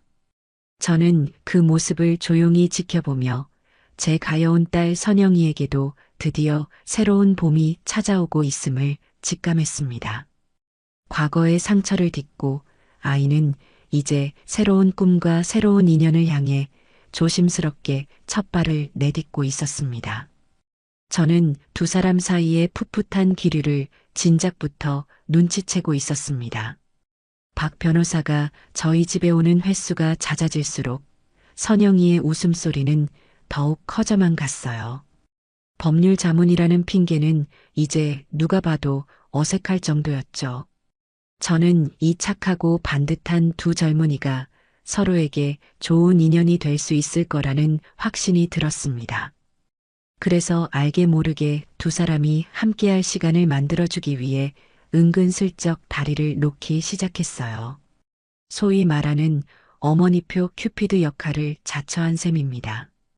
어느 날 오후 선영이가 새로 개발한 레몬 케이크를 오븐에서 막 꺼냈을 때 저는 타이밍을 놓치지 않고 박 변호사에게 전화를 걸었습니다. 박 변호사, 혹시 시간 괜찮으면 잠시 들러요. 지난번에 말했던 상속세 관련해서 궁금한 게 있어서 그래. 물론 상속세 문제는 이미 다 해결된 뒤였지만 박 변호사는 제 속내를 눈치챘는지 못 챘는지 기꺼이 오겠다고 대답했습니다. 잠시 후 집에 도착한 박 변호사를 보며 선영이는 살짝 놀란 눈치였지만 이내 갓 구운 케이크와 차를 정성껏 내왔어요. 어머, 변호사님 오셨어요? 마침 케이크를 구웠는데 한번 드셔보세요. 정말입니까? 제가 또 어떻게 타이밍을 이렇게 잘 맞췄네요. 감사합니다, 선영 씨. 박 변호사는 포크로 케이크를 한 입 맛보더니 눈을 동그랗게 뜨고는 감탄사를 연발했습니다. 와, 이건 정말 지금까지 제가 먹어본 케이크 중에 단연 최고입니다. 상큼하면서도 부드러운 게 꼭 선영 씨를 닮은 것 같네요. 칭찬에 인색하지 않은 그의 말에 선영이의 두 뺨이 복숭아빛으로 물들었습니다. 저는 슬그머니 자리를 피해주며 말했죠. 나는 뒷마당에 화초들 좀 보고 올 테니 둘이서 차 마시면서 천천히 이야기 나누고 있어요. 두 사람은 제 말에 어색하게 웃으며 고개를 끄덕였습니다. 제가 뒷마당에서 한참 동안 화초를 돌보는 척하는 사이 거실에서는 두 사람의 나지막한 대화 소리와 웃음소리가 간간히 흘러나왔습니다. 이런 식의 우연한 만남은 그 후로도 몇 번이나 더 이어졌습니다. 복잡한 세무 서류를 검토해달라는 핑계로 두 사람을 식탁에 마주 앉히기도 하고 무거운 장을 봐야 한다며 박 변호사의 차를 빌려 함께 마트에 다녀오기도 했어요. 처음에는 어색해하던 두 사람도 함께하는 시간이 길어지면서 눈에 띄게 가까워졌습니다. 그들은 서로의 어린 시절 이야기부터 각자가 가진 소박한 꿈에 대한 이야기까지 많은 것을 공유하기 시작했어요. 박 변호사는 부모님 없이 친척집을 전전하며 외롭게 자라온 자신의 과거를 담담하게 털어놓았습니다. 그래서 늘 따뜻하고 화목한 가정을 꾸리는 것이 평생의 꿈이었다고 말했죠. 선영이는 그런 그의 아픔에 진심으로 공감하며 위로를 건넸습니다. 그리고 자신 역시 결혼 생활 동안 잃어버렸던 자존감과 꿈을 베이킹을 통해 다시 찾아가고 있다고, 언젠가는 자신만의 작은 가게를 열고 싶다는 소망을 수줍게 고백했습니다. 가게라니 정말 멋진 생각인데요. 선영 씨의 빵이라면 분명히 동네에서 제일 유명한 빵집이 될 거예요. 제가 법률 자문은 물론이고 가게 홍보까지 책임지겠습니다. 박 변호사는 마치 자기 일처럼 기뻐하며 선영이를 응원했습니다. 그 모습을 지켜보던 저는 두 사람의 대화를 듣고 결심을 굳혔어요. 다음 날 저는 선영이와 박 변호사를 불러 모으고는 통장 하나를 내밀었습니다. 선영아, 이건 내가 너에게 주는 투자금이다. 네가 가게를 여는데 보태 쓰렴. 대신 조건이 있어. 가게가 성공하면 나중에 원금만 갚고 수익금으로는 너보다 더 어려운 사람들을 돕는 데 쓰는 거야. 할 수 있겠니? 제 갑작스러운 제안에 선영이는 물론이고 박 변호사까지 깜짝 놀라 입을 다물지 못했습니다. 선영이는 눈물을 글썽이며 괜찮다고, 이렇게 큰 돈을 받을 수 없다고 손사래를 쳤지만 저는 단호했습니다. 이건 내 딸의 꿈을 위한 투자야. 그러니 사양하지 말고 받아. 그리고 박 변호사는 우리 선영이 가게 여는 거 옆에서 잘 좀 도와줘요. 상가 계약부터 인테리어까지 법적으로나 실무적으로나 알아볼 게 많을 테니까. 제 말에 박 변호사는 듬직하게 대답했습니다. 어머님, 걱정 마십시오. 제가 모든 걸 걸고 선영 씨의 꿈이 이루어질 수 있도록 최선을 다해 돕겠습니다. 그날 이후 두 사람은 본격적으로 함께 카페 창업을 준비하기 시작했습니다. 주말이면 서울 근교의 상가들을 보러 다니고 저녁이면 머리를 맞대고 인테리어 시안을 고민했습니다. 함께 발품을 팔고 의견을 나누는 과정에서 두 사람의 감정은 더욱 깊어졌죠. 이제는 서로를 바라보는 눈빛에서 존중과 신뢰를 넘어선 따뜻한 애정이 느껴졌습니다. 그리고 마침내 아담하고 햇살이 잘 드는 완벽한 가게 자리를 계약한 그날 저녁, 박 변호사가 사뭇 진지한 얼굴로 저를 찾아왔습니다. 그는 제 앞에 조용히 무릎을 꿇고는 떨리는 목소리로 입을 열었어요. 어머님, 드릴 말씀이 있습니다. 무슨 일인데 이렇게 무릎까지 꿇고 그러나. 어서 일어나게. 아닙니다. 이 말씀은 꼭 이렇게 드려야 할 것 같습니다. 박 변호사는 깊게 숨을 한번 들이쉬고는 제 눈을 똑바로 바라보며 말했습니다. 어머님, 제가 감히 선영 씨를 마음에 품어도 되겠습니까? 부모 없이 자라 따뜻한 가정이 어떤 것인지 모르고 살았습니다. 어머님과 선영 씨를 보며 처음으로 가족의 온기를 느꼈습니다. 부족한 저이지만 선영 씨가 다시는 상처받지 않도록 세상에서 가장 행복한 여자로 만들어주고 싶습니다. 제가 평생 선영 씨를 아끼고 지켜줄 수 있도록 허락해 주십시오. 그의 눈에는 한치의 거짓도 없는 진심이 가득 담겨 있었습니다. 고아로 자라온 그의 외로움과 따뜻한 가정을 향한 그의 간절한 열망이 제 가슴에 고스란히 전해져 왔어요. 저는 그의 두 손을 따뜻하게 잡아주며 말했습니다. 박 변호사, 아니, 이제는 민준이라고 불러도 되겠지? 자네의 그 마음, 내가 모를 리 없네. 우리 선영이 아픔이 많은 아이야. 그런 선영이의 상처까지 보듬어주고 진심으로 아껴줄 수 있는 사람이라면 나는 더 바랄 게 없다네. 우리 선영이를 그리고 나의 딸을 자네에게 부탁하네. 제 허락에 민준 씨의 눈시울이 붉어졌습니다. 그는 제게 큰 절을 올리며 몇 번이고 감사하다고 말했습니다. 그날 밤 저희 세 사람은 함께 조촐한 축하 파티를 열었습니다. 선영이는 모든 상황을 알고 있었는지 붉어진 얼굴로 행복한 미소를 감추지 못했죠. 저는 두 사람의 모습을 흐뭇하게 바라보며 세상을 떠난 남편을 떠올렸습니다. 여보, 당신도 하늘에서 보고 있지요? 우리에게 이렇게 좋은 아들이 새로 생겼답니다. 당신도 분명 기뻐할 거예요. 선영이의 작은 카페는 정의의 보금자리라는 이름으로 동네 어귀에 문을 열었습니다. 제 이름을 따서 지은 그 이름처럼 카페는 오가는 사람들에게 따뜻하고 아늑한 쉼터가 되어 주었어요.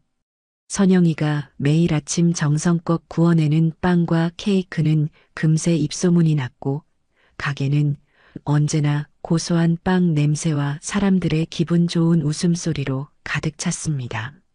앞치마를 두르고 손님들을 맞이하는 선영이의 얼굴에서는 과거의 그늘을 찾아볼 수 없었어요. 아이는 자신의 힘으로 일어서서 사람들에게 행복을 나눠주는 일을 통해 비로소 완전한 기쁨과 자신감을 되찾은 듯 보였습니다. 민준 씨는 그런 선영이의 곁을 든든하게 지켜주었습니다. 바쁜 변호사 업무에도 불구하고 그는 매일 저녁 가게 마감을 돕기 위해 들렀고 주말이면 함께 새로운 메뉴를 개발하거나 가게 홍보 전단지를 돌리기도 했어요. 두 사람은 연인이라기보다는 함께 미래를 만들어 나가는 동지처럼 보였습니다. 서로를 존중하고 아끼는 그 모습이 어찌나 예뻐 보이던지 저는 두 사람을 볼 때마다 입가에서 미소가 떠나질 않았습니다. 저 또한 소일거리 사마 가게에 나가 카운터를 보거나 서빙을 도우며 제2의 인생을 사는 듯한 활기를 느꼈죠. 모든 것이 평화롭고 행복하게만 흘러가던 어느 비 오는 날 오후였습니다. 그날따라 손님이 뜸한 가게 안에서 저희 세 사람은 창밖을 보며 조용히 차를 마시고 있었어요. 그때였습니다. 가게 문에 달린 작은 종이 딸랑 하고 울리며 누군가가 들어섰습니다. 흠뻑 젖은 채 고개를 푹 숙이고 들어선 남자의 모습에 저는 순간 제 눈을 의심했습니다. 남루한 행색, 덥수룩하게 자란 수염, 퀭한 눈. 제 아들 현우였습니다. 현우의 등장에 가게 안의 공기는 순간 얼어붙었습니다. 선영이는 들고 있던 찻잔을 놓칠 뻔했고 민준 씨는 즉시 자리에서 일어나 선영이의 앞을 막아서듯 섰습니다. 현우는 한참 동안 아무 말 없이 마치 다른 사람이 된 것처럼 자신감 넘치고 행복해 보이는 선영이의 모습을 멍하니 바라보았습니다. 그의 눈빛에는 후회와 그리움, 그리고 비참한 질투심이 뒤섞여 있었어요. 선영아. 한참 만에 현우가 쉰 목소리로 선영이의 이름을 불렀습니다. 그리고는 갑자기 우리 앞으로 다가와 그대로 바닥에 무릎을 꿇었습니다. 갑작스러운 그의 행동에 저와 선영이, 민준 씨는 물론이고 가게 안에 있던 몇 안 되는 손님들의 시선까지 모두 그에게로 쏠렸습니다. 선영아, 내가 잘못했다. 정말 미안해. 내가 정말 죽을 죄를 지었어. 제발 나 한 번만 용서해 주라. 우리 다시 시작하자. 응? 현우는 눈물을 쏟아내며 선영이의 발치에 매달렸습니다. 모든 것을 잃고 나서야 자신이 버린 것들이 얼마나 소중했는지 깨달은 모양이었죠. 하지만 그의 뒤늦은 후회는 너무나도 이기적이고 볼썽사나웠습니다. 선영이는 더 이상 그의 눈물에 흔들리는 약한 여자가 아니었어요. 아이는 차갑게 식은 눈으로 바닥에 엎드린 현우를 내려다보았습니다. 그 눈빛에는 분노나 증오가 아닌 깊은 연민과 경멸이 담겨 있었어요. 일어나세요, 이현우 씨. 선영이의 목소리는 놀라울 정도로 차분하고 단호했습니다. 여기서 이러지 말고 일어나세요. 다른 손님들한테 피해주는 행동이에요. 선영아, 제발 내가 정말 다 잘못했어. 그 여자랑은 진작에 다 끝났어. 나는 너 없으면 안 돼. 우리가 함께한 세월이 있잖아. 제발 나에게 기회를 한 번만 줘. 기회? 선영이는 헛웃음을 터뜨렸습니다. 당신이 버린 게 뭔지 아직도 모르겠어요? 당신은 나 하나만 버린 게 아니에요. 당신은 임종을 앞둔 아버님의 마지막 순간을 버렸고, 당신을 믿었던 어머님의 믿음을 버렸고, 우리 가족 모두를 버렸어요. 당신과 나 사이에는 용서고 뭐고, 이제 아무것도 남아있지 않아요. 여긴 당신이 있을 곳이 아니니, 어서 돌아가세요. 선영이의 말이 끝나자마자 옆에 서 있던 민준 씨가 조용히 그녀의 어깨를 감싸주었습니다. 그 모습에 현우의 눈이 번뜩였습니다. 후회로 가득 찼던 그의 얼굴이 순식간에 시커먼 질투와 분노로 물들었어요. 너 뭐야? 너 때문에 선영이가 변했어. 네가 뭔데 내 아내 옆에 서 있는 거야. 이성을 잃은 현우가 벌떡 일어나 선영이의 팔을 거칠게 잡아채려 했습니다. 그 순간 민준 씨가 한 발 앞으로 나서며 현우의 앞을 막아섰습니다. 손대지 마시죠. 김선영 씨는 이제 당신 아내가 아닙니다. 두 남자 사이에 험악한 기운이 감도는 일촉즉발의 상황. 가게 안은 숨막히는 정적으로 가득 찼습니다. 그때 가게 안쪽 휴게실에서 쉬고 있던 제가 문을 열고 나타났습니다. 저는 소란을 듣고 이미 모든 상황을 파악하고 있었죠. 저는 천천히 현우에게로 걸어갔습니다. 제 등장에 현우는 움찔하며 저를 쳐다보았어요. 저는 그의 뺨을 올려다보며 크지 않지만 얼음처럼 차가운 목소리로 말했습니다. 내 딸 가게에서 지금 무슨 짓이냐? 제 목소리는 조용했지만 그 안에는 강철 같은 분노가 담겨 있었습니다. 내가 분명히 말했을 텐데. 다시 한번 내 아이들 앞에 나타나면 그때는 정말 너를 자식으로 생각하지 않을 거라고. 내 말이 우습게 들렸나 보구나. 어머니 저는 그냥 선영이한테 용서를 빌려고. 닥치거라. 네 더러운 입으로 내 딸의 이름을 함부로 올리지 마. 네가 빌어야 할 용서는 저 아이에게가 아니라 하늘에 계신 네 아비에게 빌어야 할 것이다. 썩 꺼지지 못해. 제 섯을 펄은 기세에 현우는 결국 아무 말도 하지 못하고 뒷걸음질 쳤습니다. 가게 안에 있던 모든 사람들이 숨을 죽인 채 우리를 지켜보고 있었죠. 저는 녀석을 가게 문 밖까지 노려보며 마지막 경고를 날렸습니다. 다음에 또다시 내 눈에 띄면 그때는 내가 네 남은 인생마저 완전히 망가뜨려 버릴 것이다. 명심해. 완전히 기가 꺾인 현우는 비에 젖은 생쥐꼴이 되어 비틀거리며 빗속으로 사라졌습니다. 저는 녀석의 비참한 뒷모습이 완전히 보이지 않을 때까지 차가운 눈으로 지켜보았습니다. 과거의 망령은 그렇게 완전히 떠나갔습니다. 제가 가게 안으로 돌아오자 선영이와 민준 씨가 걱정스러운 얼굴로 저를 바라보았습니다. 저는 언제 그랬냐는 듯 부드러운 미소를 지으며 두 사람의 손을 잡아주었어요. 괜찮다. 다 괜찮아. 이제 정말로 다 끝났어. 자, 어서 가게 문 닫고 다 같이 따뜻한 저녁이나 먹으러 가자꾸나. 제 말에 선영이의 눈에 다시금 눈물이 고였습니다. 하지만 그것은 슬픔의 눈물이 아닌 안도와 감사의 눈물이었죠. 우리는 서로를 의지하며 가게를 나섰습니다. 비는 어느새 그쳐 있었고 먹구름 사이로 희미한 저녁 노을이 비치고 있었습니다. 과거의 그림자를 완전히 걷어낸 우리 앞에는 이제 따뜻하고 찬란한 날들만이 펼쳐질 것이라 믿었습니다. 현우가 남긴 상처의 마지막 흔적이 빗물에 씻겨 내려간 후 우리의 시간은 비로소 온전한 평온 속에서 흐르기 시작했습니다. 계절은 소리 없이 옷을 갈아입었고 카페 앞 가로수는 연두빛 새싹을 틔웠다가 짙은 녹음으로 물들고 이내 울긋불긋한 빛으로 타오르다 앙상한 가지만을 남기기를 두어 번 반복했습니다. 그 시간 동안 선영이와 민준 씨의 사랑은 조용하지만 단단하게 뿌리를 내렸어요.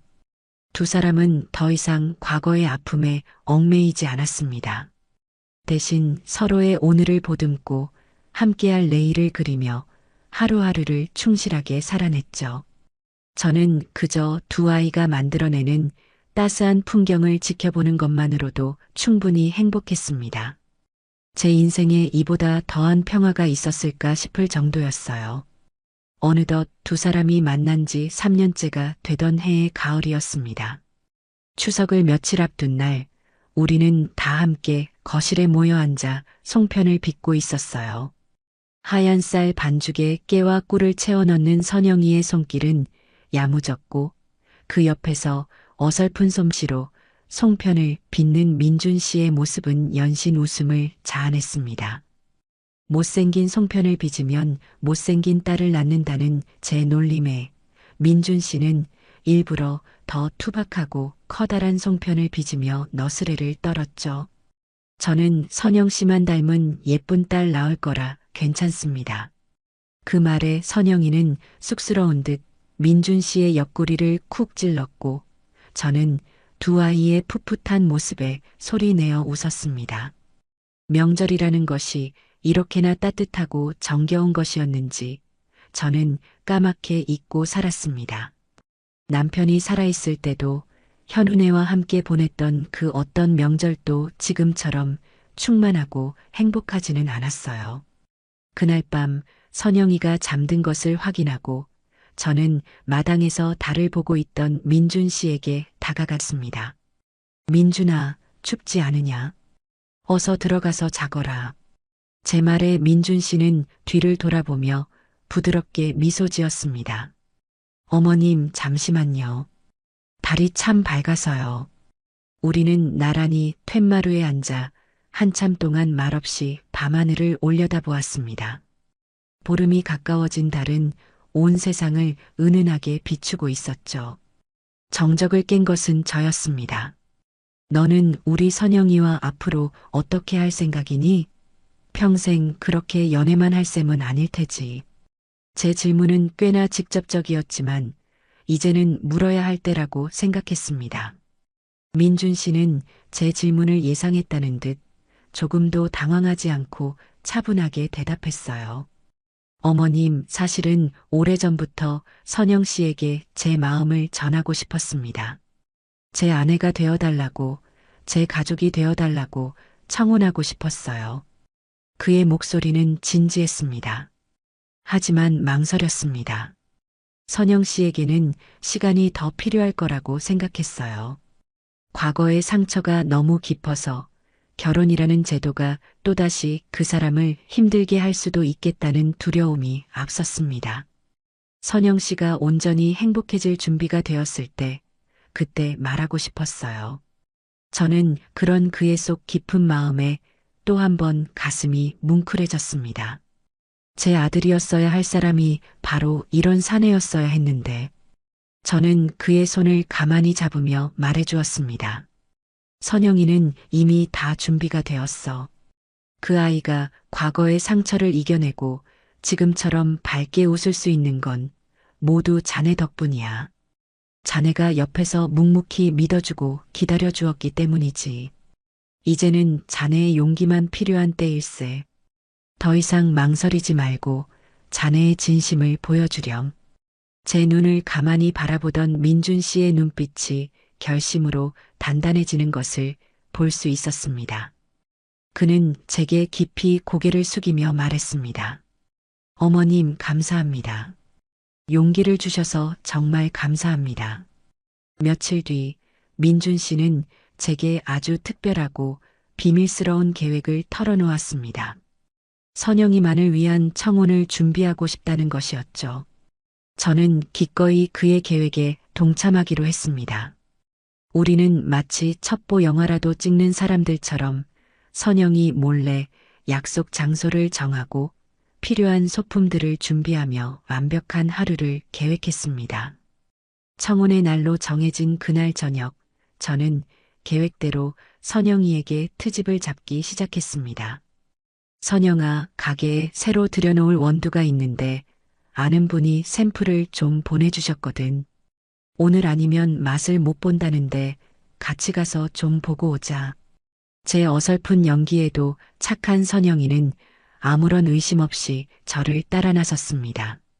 우리가 차를 타고 떠나자마자 민준 씨와 그의 든든한 지원군들이 카페 안으로 들어섰습니다.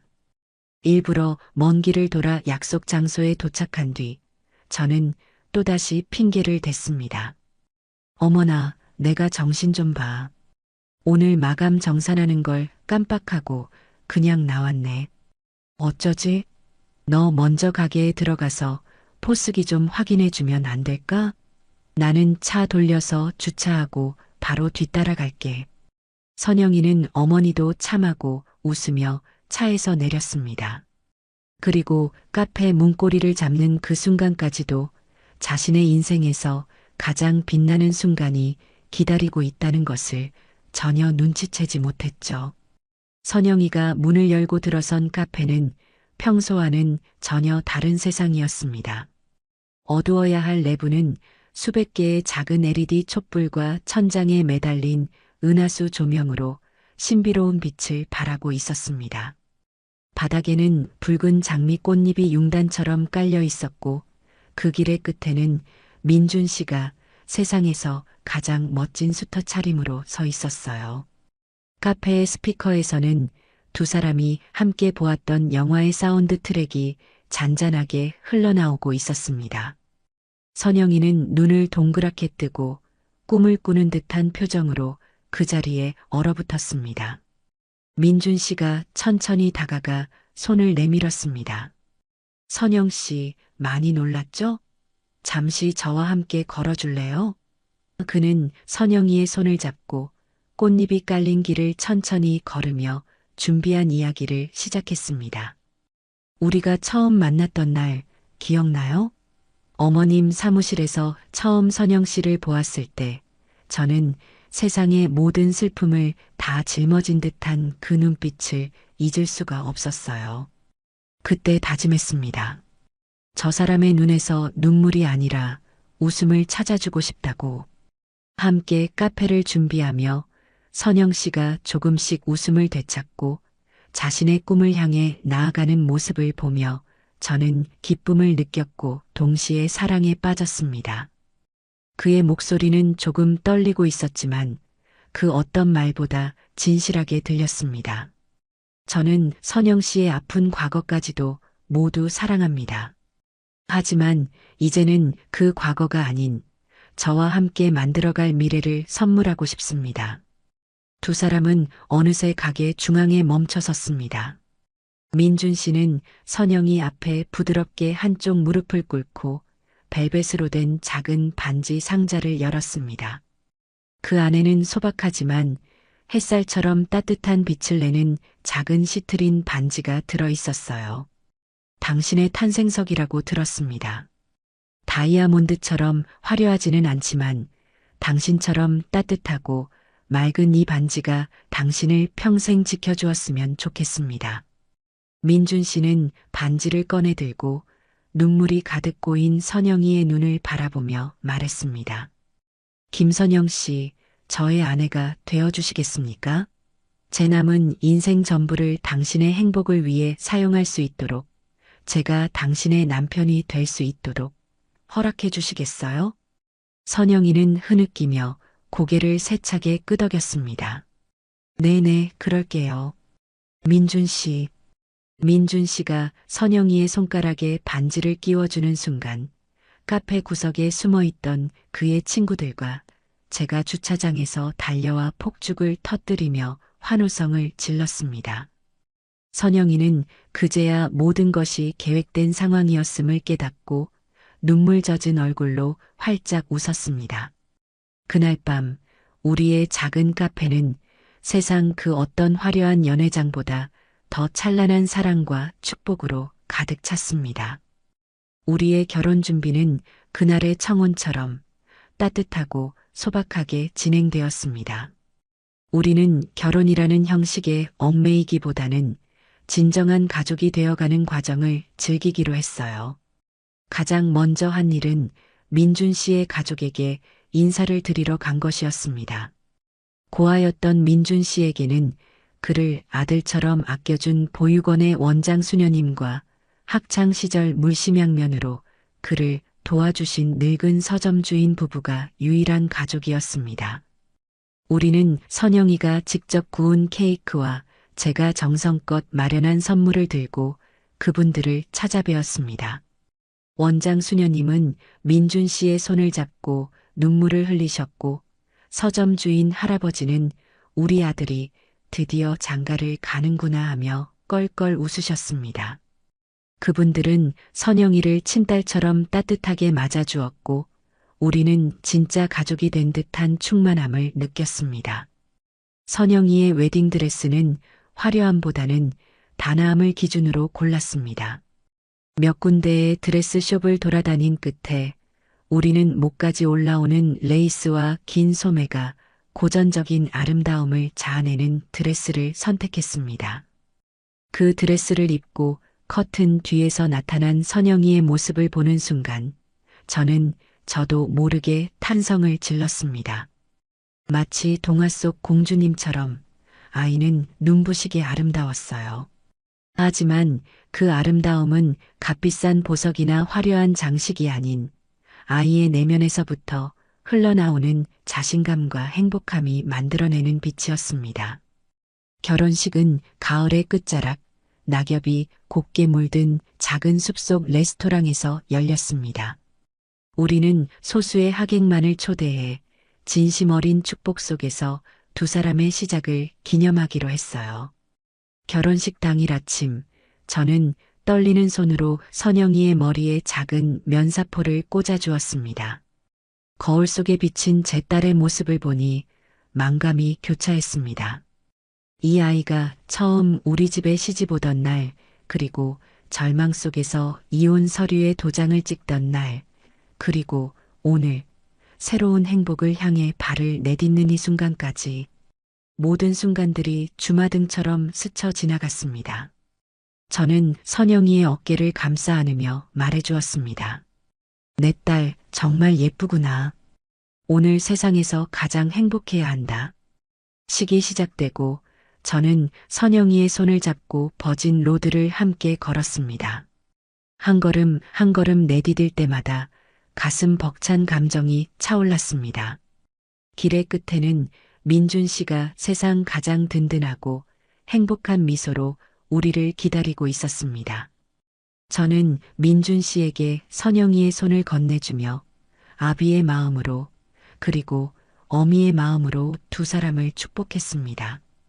두 사람은 서로를 위해 밤새 고민하며 쓴 혼인 서약서를 낭독했고 그들의 진심 어린 약속에 하객들은 눈시울을 붉혔습니다. 반지를 교환하고 축복의 입맞춤을 하는 두 사람의 모습을 보며 저는 더 이상 신랑 측 혼주석에도 신부 측 혼주석에도 속하지 않은 채 그저 우리 가족의 탄생을 지켜보는 증인이 되었습니다. 식이 끝나고 사진사가 우리 세 사람을 불렀습니다. 활짝 웃는 두 아이가 제 양옆에 꼭 붙어 팔짱을 꼈습니다. 카메라 플래시가 터지는 순간 저는 깨달았습니다. 진정한 가족이란 혈연으로 맺어지는 것이 아니라 시련을 함께 이겨내고 서로의 상처를 보듬어주는 사랑으로 완성된다는 것을. 그날 찍은 사진 속에서 우리는 세상 가장 완벽한 세 식구의 모습으로 환하게 웃고 있었습니다. 시간은 고요한 강물처럼 그러나 꽤나 빠른 속도로 흘러갔습니다. 두 아이의 결혼 생활은 꿀처럼 달콤했고 우리 가족의 일상은 더없이 평화로웠습니다. 결혼한 지 3년이라는 시간이 흐르는 동안 정의의 보금자리는 동네의 명물을 넘어 먼 곳에서도 찾아오는 유명 빵집이 되었습니다. 선영이는 이제 한 기업의 대표로서, 민준 씨는 그런 아내를 외조하는 든든한 남편으로서 각자의 자리에서 빛나고 있었죠. 저는 두 아이가 일구어낸 행복의 울타리 안에서 무료하지만 평온한 노년을 보내고 있었습니다. 현우의 이름은 이제 제 기억 속에서 거의 지워져 있었습니다. 가끔 아주 희미하게 떠오를 때도 있었지만 그것은 분노나 원망이 아닌 그저 옅은 안개 같은 아련함에 가까웠습니다.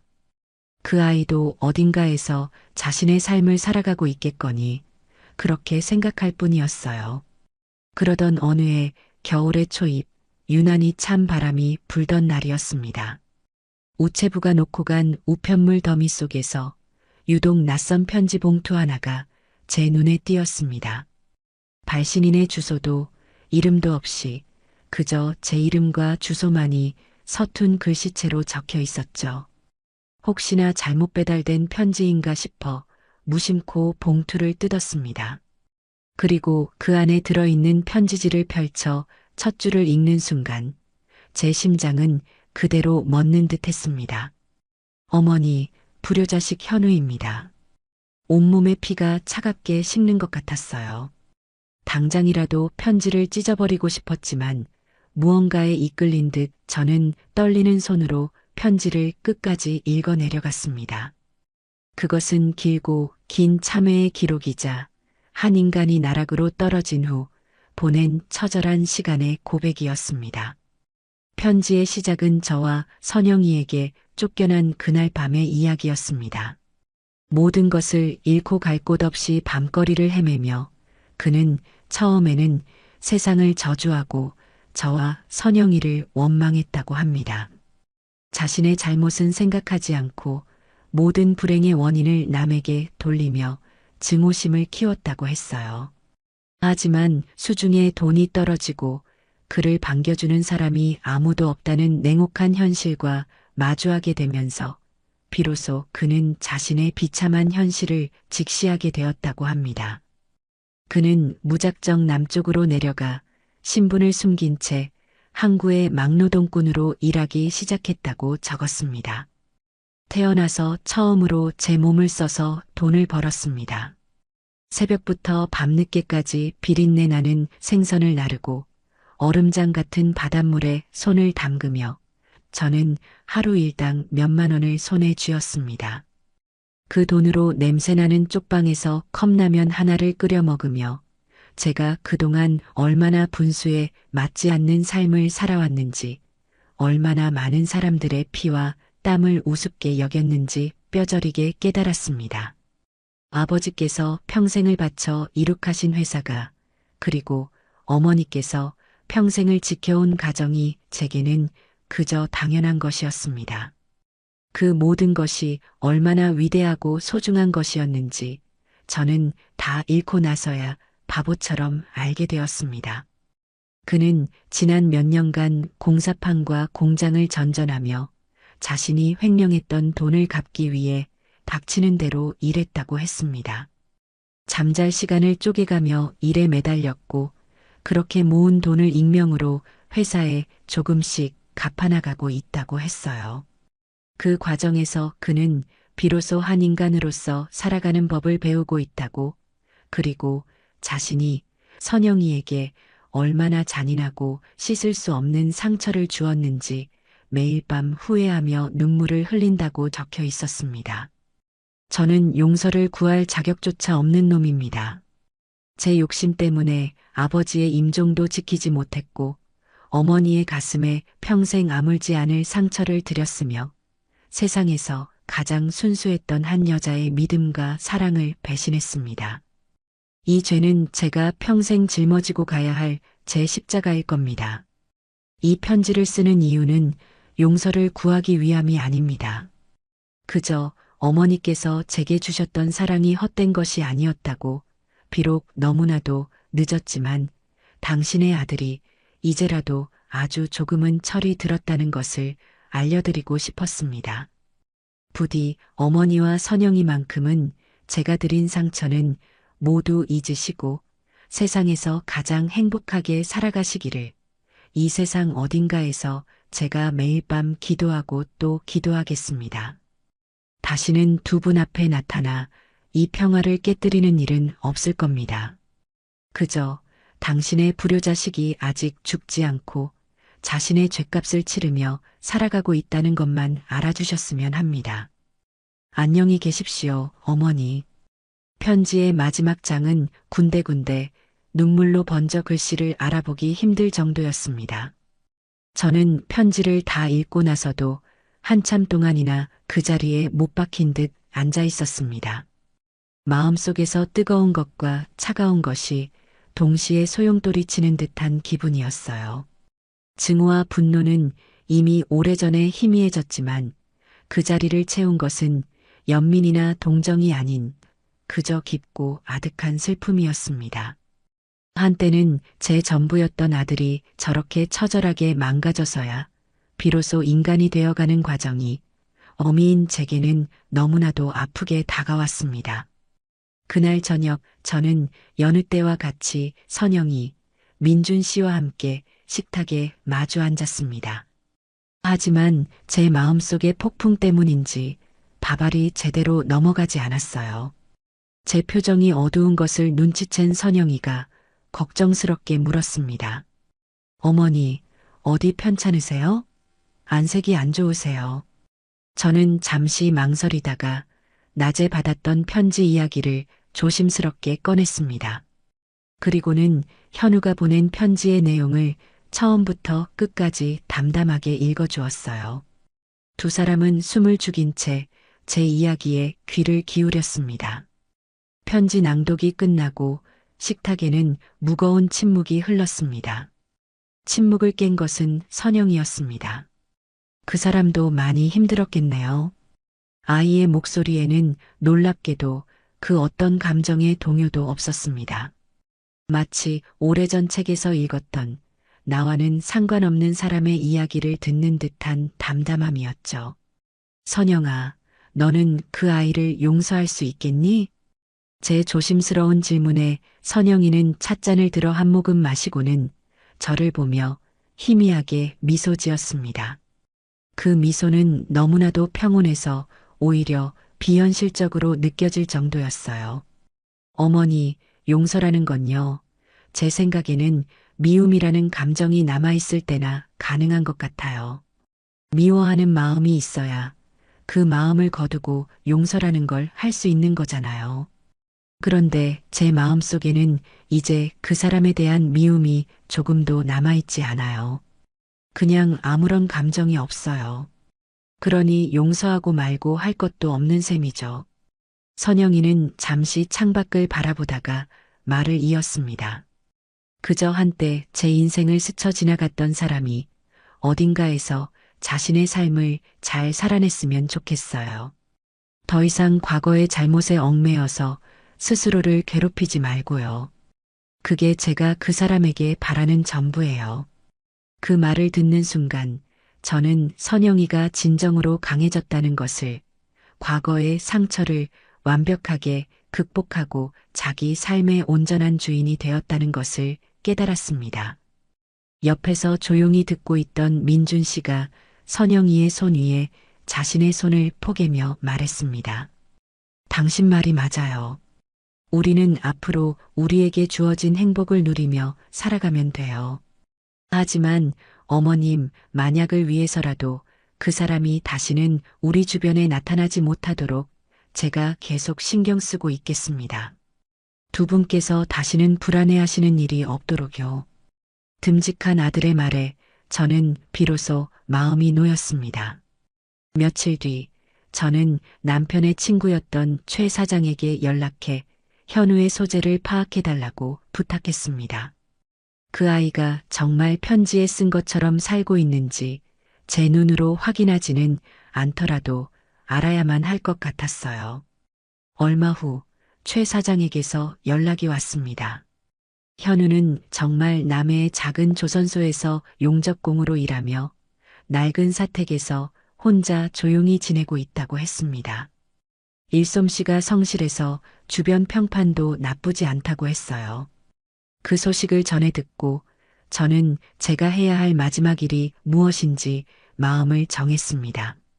저는 최 사장을 통해 현우의 이름으로 작은 통장 하나를 만들어 주었습니다. 그리고는 매달 아주 적은 금액을 어머니가 아닌 먼 곳에서 당신을 응원하는 사람이라는 이름으로 보내기 시작했습니다. 그 아이가 다시 일어서는데 방해가 되지 않을 정도로, 하지만 혹시라도 아프거나 힘든 일이 있을 때 최소한의 버팀목은 되어줄 수 있는 정도의 금액이었죠. 이것이 제가 어미로서 그 아이의 인생에 개입할 수 있는 마지막 선이었습니다. 멀리서 지켜보되 결코 가까이 다가가지 않는다. 인연의 끈은 끊어내되 어미의 마음 한 자락은 남겨둔다. 그것이 제가 내린 길고 길었던 아들과의 관계에 대한 마지막 결론이었습니다. 그 일을 끝내고 나니 제 마음을 짓누르던 마지막 돌덩이 하나가 비로소 사라지는 기분이었습니다. 저는 비로소 과거로부터 완벽하게 자유로워졌습니다. 이제는 오직 내 앞에 있는 소중한 가족들과 함께 만들어갈 따뜻한 미래만을 바라볼 수 있게 되었습니다. 과거라는 이름의 길고 어두웠던 터널을 완전히 빠져나오자 우리 앞에는 눈부시게 찬란한 세상이 펼쳐졌어요. 선영이의 뱃속에서 새로운 생명이 자라기 시작한 그날부터 우리 가족의 시간은 이전과는 비교할 수 없을 만큼 풍요롭고 따뜻하게 흘러갔죠. 제 인생의 화양연화가 바로 지금이 아닐까. 저는 매일 아침 눈을 뜨며 그런 생각을 했어요. 한때는 잿더미만 남았다고 생각했던 제 삶의 정원에 이토록 아름다운 꽃들이 다시 피어날 줄은 꿈에도 몰랐으니까요. 선영이의 임신 소식을 처음 알게 된 날은 잊을 수 없는 어느 초봄의 저녁이었습니다. 그날따라 선영이는 저녁 식사를 마친 후에도 안절부절 못하며 제 곁을 맴돌았어요. 무슨 할 말이라도 있는 사람처럼 입술을 달싹이다가 말고 찻잔만 만지작거렸죠. 저는 그런 아이의 모습에 혹시 무슨 걱정거리라도 생긴 건 아닌가 싶어 조용히 물었습니다. 선영아, 무슨 일 있니? 얼굴이 왜 그러니? 어디 안 좋은 데라도 있는 게야? 제 질문에 아이는 고개를 세차게 저으며 이내 결심한 듯 작은 목소리로 말했어요. 어머니, 저 어머니께 선물을 하나 드려도 될까요? 선물이라는 말에 저는 의아해하며 아이를 쳐다보았죠. 선영이는 제게 예쁘게 포장된 작은 상자 하나를 내밀었어요. 이게 뭐냐? 제가 묻자 아이는 그저 얼굴만 붉힌 채 어서 열어보라는 눈짓만 보냈습니다. 조심스럽게 포장지를 뜯고 상자를 열어본 저는 그 안에 담긴 내용물을 보고 순간 숨을 멈췄어요. 상자 안에는 제 손바닥보다도 작은 앙증맞은 아기 신발 한 켤레와 함께 선명한 두 줄이 그어진 작은 막대기가 나란히 놓여 있었죠. 머릿속이 하얘지는 기분이었습니다. 이게 대체 무슨 의미일까? 제가 어리둥절한 표정으로 아이를 쳐다보자 선영이는 눈에 눈물이 그렁그렁한 채로 제게 말했어요. 어머니, 저 할머니 되실 것 같아요. 그 말을 듣는 순간 제 심장이 쿵 하고 내려앉는 것만 같았어요. 온몸에 전율이 흘렀고 손에 들고 있던 상자를 떨어뜨릴 뻔했죠. 기쁨, 감격, 환희, 고마움. 세상의 모든 긍정적인 감정들이 한꺼번에 제 가슴으로 몰려와 폭풍처럼 휘몰아쳤습니다. 저는 아무 말도 하지 못하고 선영이의 얼굴만 멍하니 바라보았어요. 제 눈에서 뜨거운 눈물이 주르륵 흘러내리는 것을 보고서야 선영이가 제 품에 와락 안겼습니다. 어머니, 선영아, 내 딸아. 우리는 한참 동안 서로를 부둥켜 안고 아이처럼 목 놓아 울었어요. 그것은 슬픔의 눈물이 아닌 기쁨과 감사의 눈물이었죠. 그동안 우리가 함께 겪어온 시련과 아픔들이 이 작은 생명의 탄생 소식 하나로 깨끗하게 치유되는 듯한 기분이었습니다. 마침 퇴근하고 돌아온 민준 씨는 현관에 들어서자마자 서로 부둥켜 안고 울고 있는 우리를 보고 기겁을 했어요. 어머님, 선영 씨, 무슨 일입니까? 왜 우시는 거예요? 그는 가방을 내팽개치고 달려와 우리를 떼어놓으며 다급하게 물었죠.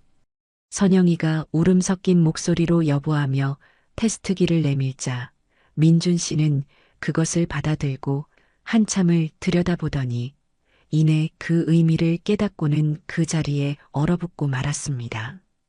그리고 다음 순간 와 하는 함성과 함께 선영이를 번쩍 들어 올리며 집안을 빙글빙글 돌기 시작했어요. 내가 아빠가 된다. 내가 아빠가 된대. 어린아이처럼 기뻐하는 민준 씨의 모습을 보며 저와 선영이는 눈물 젖은 얼굴로 마주보며 소리내어 웃었죠. 우리 가족에게 찾아온 세상 그 무엇과도 바꿀 수 없는 기적이었습니다. 그날부터 저는 세상에서 가장 행복하고 분주한 예비 할머니가 되었어요. 선영이의 입덧이 시작되자 저희 집 부엌은 24시간 전쟁터나 다름없었죠. 아이는 냄새에 극도로 예민해져서 밥 짓는 냄새만 맡아도 헛구역질을 했어요. 저는 그런 며느리를 위해 온갖 의학 서적과 인터넷 정보를 뒤져가며 입덧에 좋다는 음식을 연구하기 시작했습니다. 새벽 시장에 나가 신선한 과일과 채소를 사오고 상큼한 레몬차와 속을 달래주는 생강차를 끓여 대령했어요. 혹시나 하는 마음에 쌀죽부터 시작해서 호박죽, 잣죽, 전복죽까지 세상의 모든 죽을 다 끓여본 것 같아요. 민준 씨 역시 서툰 솜씨로 아내를 위해 과일을 깎고 밤이면 잠든 아내의 다리를 주물러주며 지극정성으로 보살폈습니다.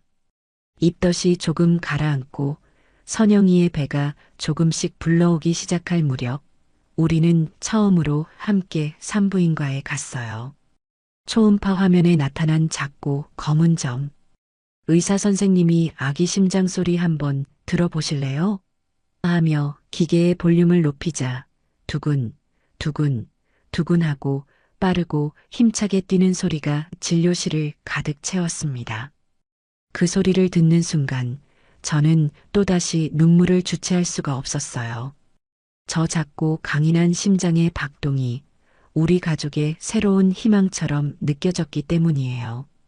그날 이후 저희 세 사람의 가장 큰 즐거움은 저녁마다 선영이의 배에 귀를 대고 아기의 태동을 느끼는 것이었죠. 뱃속에서 꼬물거리며 자신의 존재를 알리는 작은 움직임 하나하나에 우리는 감동하고 기뻐하며 아직 태어나지 않은 아이와 교감했습니다.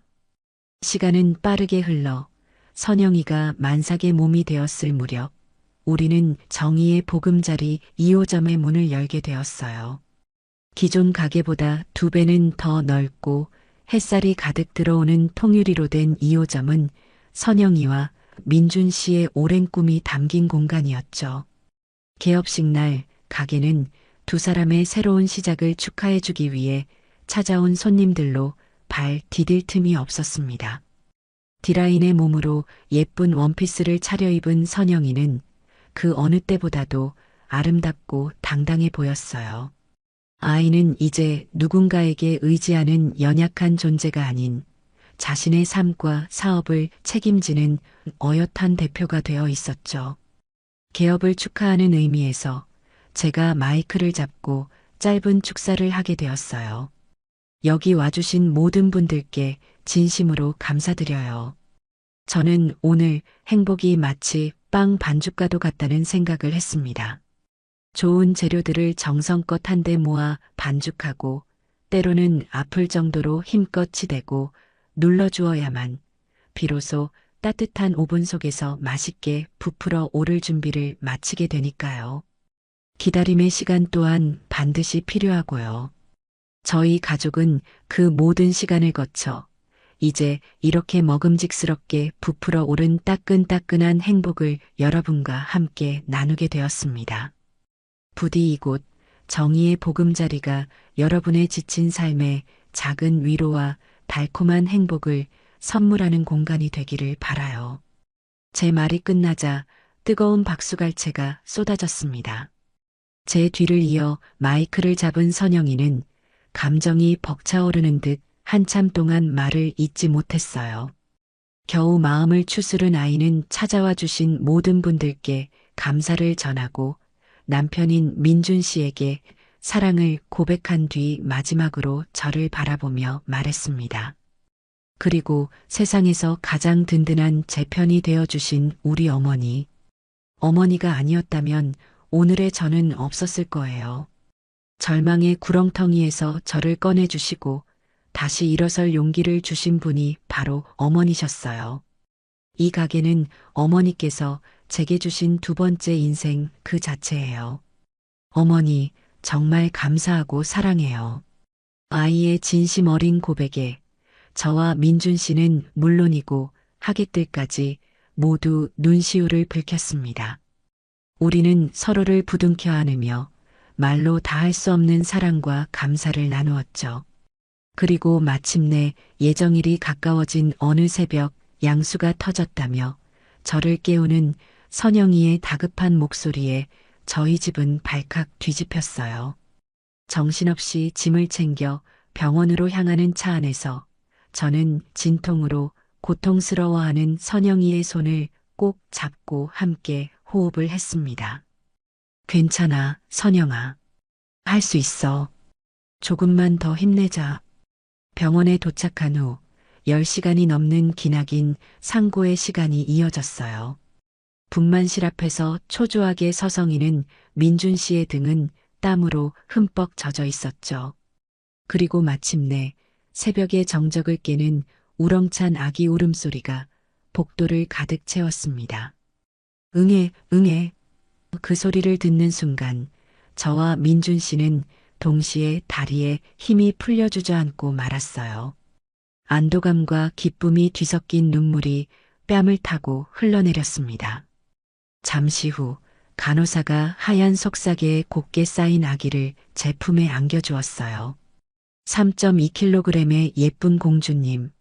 아직 눈도 제대로 뜨지 못한 채 작은 입을 오물거리며 제 품에 안긴 아기를 내려다보는 순간 저는 세상의 모든 소리가 멎는 듯한 경이로운 경험을 했어요. 쭈글쭈글하고 붉은 얼굴이었지만 제 눈에는 세상 그 어떤 존재보다도 신비롭고 아름다워 보였죠. 제 남편의 강직한 이마와 선영이의 사랑스러운 입술을 꼭 닮은 아이. 저는 아기의 보드라운 뺨에 조심스럽게 입을 맞추며 하늘에 있는 남편에게 속삭였습니다. 여보, 보세요. 당신을 꼭 닮은 손녀딸이에요. 우리가 이렇게 예쁜 손녀를 보았답니다.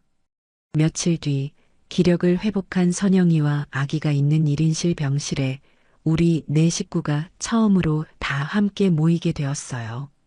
선영이는 아기에게 젖을 물리며 세상에서 가장 평화로운 미소를 짓고 있었고, 민준 씨는 그 모습을 휴대폰 카메라에 담느라 여념이 없었죠.